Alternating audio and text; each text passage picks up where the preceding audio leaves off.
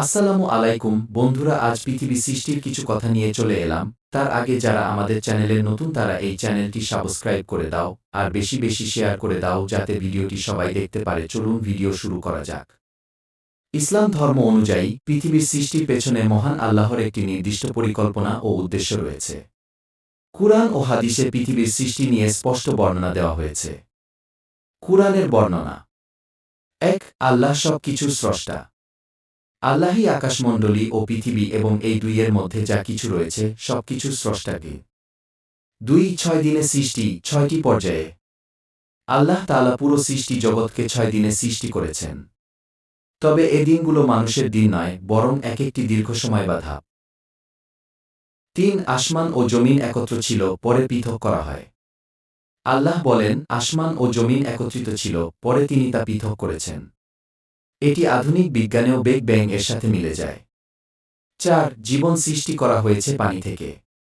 সকল জীবন্ত বস্তু সৃষ্টি হয়েছে পানি থেকে। এটি আল্লাহর এক বিশাল নিদর্শন। ৫. সৃষ্টির উদ্দেশ্য: আল্লাহ মানুষ ও জিন জাতিকে সৃষ্টি করেছেন শুধু তার ইবাদতের জন্য। পৃথিবীর এই রহস্যের মূল কথা হল, মানুষ যেন আল্লাহকে চিনে এবং তার বিধান অনুসারে চলে। রহস্যের সারাংশ: পৃথিবী একটি উদ্দেশ্যমূলক সৃষ্টি।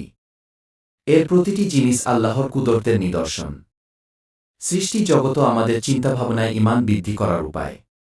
মানুষের জীবনের মূল লক্ষ্য হল আল্লাহকে চিনে তার পথে চলা।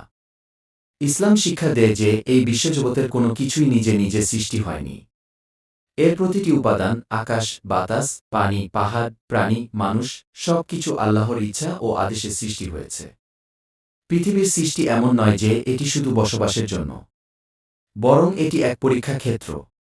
এখানে মানুষের প্রতিটি কাজ পরীক্ষা হচ্ছে, কে ভালো কাজ করে আর কে নয়। ভাই ও বোনেরা, আল্লাহর রহমতে আমরা এমন এক জগতে বাস করছি যা কোনো কাকতালীয় নয়। কুরআন ঘোষণা করে, তিনি আকাশ ও পৃথিবীর স্রষ্টা। এই পৃথিবী সৃষ্টি হয়েছে ৬ দিনে, পানি থেকে সৃষ্টি হয়েছে সব জীব। এই জগৎ আমাদের পরীক্ষার ময়দান, আর আল্লাহই আমাদের একমাত্র প্রতিপালক। এই রহস্য বুঝতে হলে চাই চিন্তা, চাই ঈমান। উপসংহার: ইসলামী মতে পৃথিবীর সৃষ্টি শুধুমাত্র বিজ্ঞানের বিষয় নয়, বরং এটা আল্লাহর কুদরত, হিকমত ও পরিকল্পনার এক নিখুঁত ফলাফল। এই সৃষ্টি আমাদেরকে আল্লাহর প্রতি ঈমান আনতে ও তার পথে চলতে শিক্ষা দেয়।